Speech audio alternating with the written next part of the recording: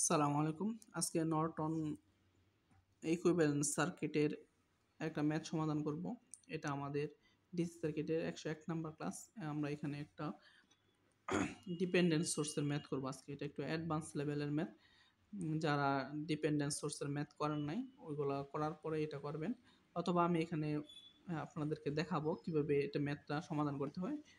এটা সহজ, এটা কঠিন কিছু না। আর এটা পারবেন ইনশাল্লাহ। আপনি পারবেন, আপনি হিম্মত রাখেন, এটা পারবেন, তাহলেই পারবেন ইনশাল্লাহ। হ্যাঁ, তাহলে ইকুইভ্যালেন্ট নর্টন ইকুইভ্যালেন্ট সার্কিট দেখাবো। তাহলে আমার ডিপেন্ডেন্ট সোর্স, হ্যাঁ, তাহলে এখানে কি আর এলটা খোলা আছে, এবি প্রান্তটা খোলা আছে, তো আমি লাস্ট নর্টন ইকুইভ্যালেন্টেও এবি প্রান্তটা খোলা দিব, হ্যাঁ, খোলা রাখবো আর কি।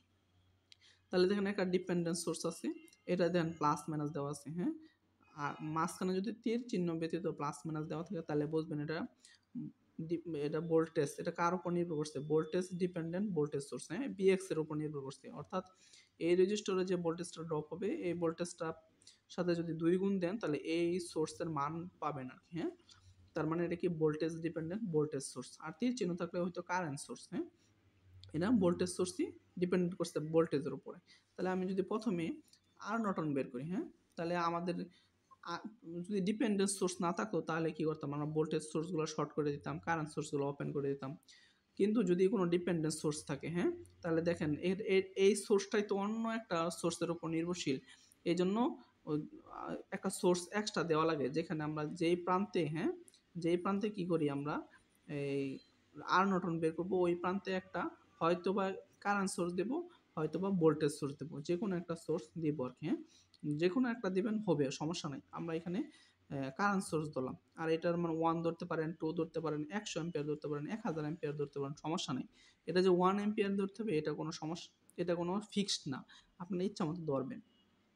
আর যেহেতু এটা ডিপেন্ডেন্ট সোর্স, এই জন্য একটা সোর্স দিছি। এটা ডিপেন্ডেন্ট সোর্স না থাকতো তাহলে আমরা ভোল্টেজ সোর্সগুলো অফ করতাম, কারেন্ট সোর্সগুলো শর্ট ওপেন করতাম, ভোল্টেজ সোর্স শর্ট করে জাস্ট আগে যেরকম আর নর্টন বের করতাম ওভাবে বের করে ফেলতাম, হ্যাঁ।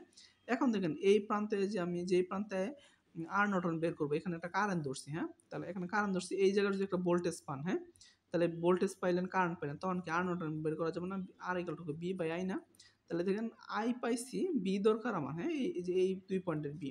আবার দেখেন এই পয়েন্টে যে ভোল্টেজটা পাবেন, এই ভোল্টেজ আর এই ভোল্টেজ কি সেম ভোল্টেজ, হ্যাঁ, যেহেতু প্যারালালে ভোল্টেজ সমান। আবার দেখেন এই যে বিএক্স, আমাদের কোশ্চেনে বিএক্স এখানে পজিটিভ দিয়ে দিচ্ছে, এখানে নেগেটিভ দিচ্ছে, এটা দ্বারা বোঝাচ্ছে যে আপনার ভোল্ট মিটারের পজিটিভ প্রান্তটা এখানে ধরছি আর কি, হ্যাঁ, এইখানে ধরছি, আর ভোল্ট মিটার নেগেটিভ প্রান্তটা এখানে ধরছি। অর্থাৎ এই রেজিস্টরে যদি ভোল্টেজটা পাবেন, এই বিএক্স এইটাই শো করবে। তাহলে আমরা যেখানে একটু নোডাল অ্যানালাইসিস করব, হ্যাঁ, তাহলে এখানে দেখেন নোডাল অ্যানালাইসিস করেন যদি, তাহলে নোটটা নিয়ে নিলাম এটা আর কি, হ্যাঁ, এই একটা নোট দিলাম, আর এটা রেফারেন্স নোট দিলাম, হ্যাঁ। যারা কেসিএল করেন, সরি, নোডাল অ্যানালাইসিস করেন নাই, তারা একটু মনোযোগ দেন। আমি পূর্ববর্তী অনেকগুলো অঙ্কে নোডাল অ্যানালাইসিস করছি এবং সামনে নোডাল অ্যানালাইসিসের সমস্ত অঙ্ক আপলোড করবে ইনশাল্লাহ, হ্যাঁ। তাহলে নোডাল হলো গিয়ে এখানে একটা পয়েন্ট, এটার সাথে সংযুক্ত আছে এই ব্রাঞ্চ, এই ব্রাঞ্চ, এই ব্রাঞ্চ, হ্যাঁ। তাহলে এই ব্রাঞ্চের সাথে সংযোগ এই পর্যন্ত, এই ব্রাঞ্চের সাথে সংযোগ এই পর্যন্ত, এই ব্রাঞ্চের সাথে সংযোগ হচ্ছে এটা। তাহলে দেখেন এখানে নোডালে প্রথমে কেসিএল ব্যবহার করবেন, কেসিএল, হ্যাঁ, এই পথে দেন কারেন্ট আসতেছে, আর এই পথে কারেন্ট, এই দুই পথে কারেন্টের কোনো দিক নির্দেশনা দেওয়া নাই। আপনি চাইলে আগতও ধরতে পারেন, আপনি চাইলে নির্গতও ধরতে পারেন, আপনার ইচ্ছা আর কি, হ্যাঁ। আমরা এই পথে নির্গত ধরবো, তাহলে এটা যেহেতু একটা পয়েন্ট, যখন আমরা এই সোর্সটা কল্পনা, এই ব্রাঞ্চটা আলোচনা করবো, তখন এই পয়েন্ট আর এই এর সাথে সংযুক্ত আছে এই পয়েন্ট, এটা নিব। আবার যখন এই ব্রাঞ্চের আলোচনা করব, এটার সাথে সংযুক্ত আছে এই পয়েন্ট, এটার সাথে সংযুক্ত আছে এই পয়েন্ট, এটা নিব। আবার যখন এই ব্রাঞ্চের এই ব্রাঞ্চ নিয়ে আলোচনা করবো, তখন এই ব্রাঞ্চের সাথে সংযুক্ত আছে এই পয়েন্ট, এই ব্রাঞ্চের সাথে সংযুক্ত আছে এই পয়েন্ট। তাহলে আমি এই পয়েন্টটা আগত দিলাম এটা, আর দুইটা দিলাম নির্গত, এই জন্য আমি লিখলাম দেখেন, হ্যাঁ, আগত কারেন্ট সমান নির্গত কারেন্ট। আগত কারেন্ট 1 এম্পিয়ার দেখাইলাম আমি, এই জন্য লিখলাম, আর নির্গত কারেন্ট দিলাম এটা, হ্যাঁ। নির্গত যদি হয় এই পয়েন্ট থেকে, যদি এই পয়েন্ট এইদিকে কারেন্ট আসতে চায়, তাহলে অবশ্যই এই পয়েন্টটা বড় লাগবে, কারণ বড় ভোল্টেজ সোর্স থেকে ছোট ভোল্টেজ সোর্সের দিকে কারেন্ট যায়। তাহলে দেখেন এই যে আমি লিখলাম বড় ভোল্টেজ মাইনাস ছোট ভোল্টেজ, এখানে কত, 0 ভোল্টেজ, হ্যাঁ। তাহলে আমি বিএক্স মাইনাস 0 ভাগ 2, জিরোটা দেই নেই, হ্যাঁ, আপনারা যদি চান দিতে পারেন। যোগ নির্গত কারণ এটাও ধরছি, হ্যাঁ।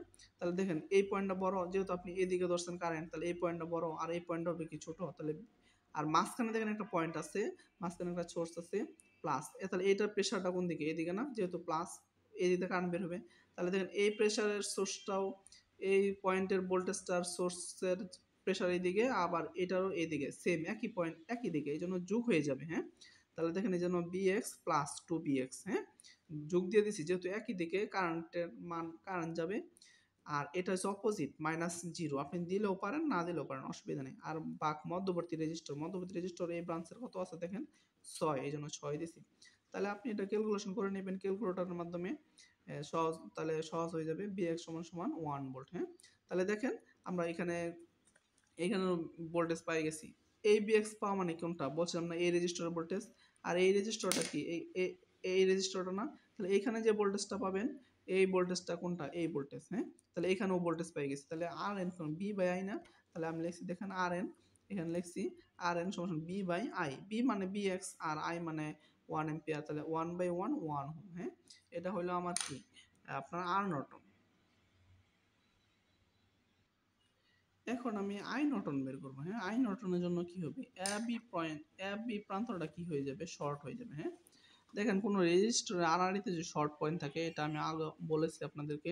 তাহলে দেখেন এই রেজিস্টরে এই মাথাটা দেন, এই মাথাটা, আর এই রেজিস্টরে এই একটা মাথা, দুই মাথায় এই একটা শর্ট লাইন দিয়ে সংযোগ আছে, তার মানে কি এই রেজিস্টরটা কি করবে না, কাজ করবে না। হ্যাঁ, তাহলে এখানে যে শর্ট পয়েন্ট আছে কোনো কাজ করবে না। তাহলে দেখেন এখানে, তাহলে যদি এটা শর্ট পয়েন্ট থাকে তাহলে এটা রেজিস্টার কাজ করবে না। তার মানে এখন এখন আমি কি সংযোগ করছি দেন, বি পয়েন্টটা এখানে সংযোগ করলাম, এই ভোল্টেজ সোর্সে এখানে সংযোগ, এখানে কোনো রেজিস্টার নেই, এটা এটা ওপেন হয়ে গেছে। এখন এটা বাদ দিয়ে দেন যেহেতু এটা কাজ করবে না। তাহলে এই পয়েন্ট মানে কি, এই পয়েন্ট আর এই পয়েন্ট সেম পয়েন্ট না। যদি ভোল্টেজ ড্রপ হইতে হয় অবশ্যই এই দুই আঙ্গুলের মাঝখানে একটা রেজিস্টর থাকতে হবে, কিন্তু রেজিস্টর নাই। তার মানে কি বিএক্সটা কত হবে, বিএক্সটা 0 ভোল্ট হবে। কারণ কি রেজিস্টর আছে নাই, দেখেন এই যে এখানে টান দেন, তাহলে কত হবে 0 ভোল্ট হবে। এই জন্য দেন বিএক্স এর মান আমি কত লিখছি 0। তাহলে বিএক্স এর মান যদি 0 হয় এই সোর্সের মানটা কত হবে, তো সোর্সের মানটা লিখলাম 2bx 2 × 0, তাহলে 0 ভোল্ট। আমরা ওনার সার্কিটটা আঁকাবো আর কি। হ্যাঁ, তাহলে দেখেন যেহেতু ভোল্টেজ সোর্সের মান 0 হয়ে গেছে, এই জন্য আমি এখানে সোর্সটা যেহেতু 0 ভোল্ট, কোনো ভোল্টেজ নাই, এই জন্য এটা সোর্সটা শর্ট করে দিছি, মানে কোনো ভোল্টেজ নাই। আর এটা তো শর্ট লাইন ছিল, আর এখানে যে রেজিস্টরটা ছিল এখানে ওটা তো আপনারা দেখলেন কাজ করে না। তাহলে আমি যেগুলো কাজ করতেছে এগুলো নিয়ে একটা সার্কিট আঁকাইছি। তাহলে দেন এই যে একটা সার্কিট আঁকাইলাম 6 ওহম 10 এম্পিয়ার আর আই নর্টন। হ্যাঁ, তাহলে দেখেন এই কারেন্টটা বের হইয়া এই পয়েন্টে ভাগ হচ্ছে, এই পয়েন্টে একত্রিত হয়েছে। তাহলে এইটা একটা শাখা, এইটা একটা শাখা। হ্যাঁ, তার মানে দেখেন এই পথটা শর্ট পথ আর এই পথটা রেজিস্টর যুক্ত পথ। তাহলে শর্ট পথে সবসময় কারেন্ট যাবে, রেজিস্টর পথে কারেন্ট যাবে না। তাহলে দেখেন তাহলে টোটাল কারেন্ট কোন দিকে আসবে, শর্ট পথে চলে আসবে। তাহলে আই নর্টন কত হবে 10 এম্পিয়ার। তাহলে যদি আই নর্টন পাই গেছি, আর নর্টন পাইছি। হ্যাঁ, এখন আমরা নর্টন ইকুইভ্যালেন্ট সার্কিট আঁকাবো। দেখেন এই যে আই নর্টন আর নর্টন, এটা দুটো কি সংযোগ করতে হয় আপনারা জানেন, আমি আগেই আপনাদেরকে হ্যাঁ আলোচনা করছি যে দুইটা প্যারালাল সংযোগ করতে হয়।